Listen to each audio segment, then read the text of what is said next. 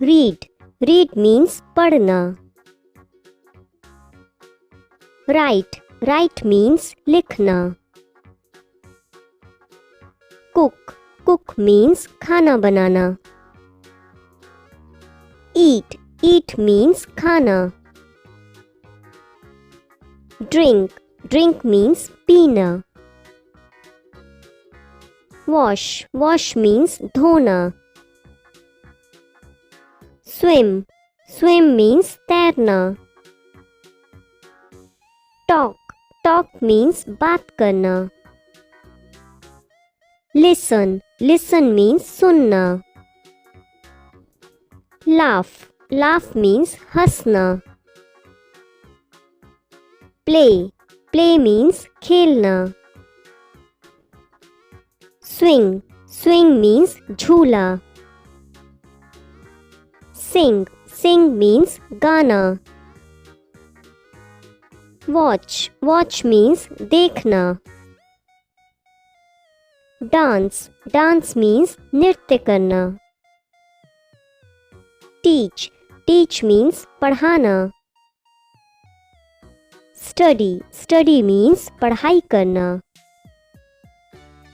Learn. Learn means सीखना. Think. Think means सोचना. Travel. Travel means यात्रा करना. Kick. Kick means लात मारना. Fight. Fight means लड़ना. Hurt. Hurt means चोट पहुंचना. Cry. Cry means रोना. Help. Help means मदद करना. Clap. Clap means ताली बजाना. Walk. Walk means चलना. Sit. Sit means बैठना.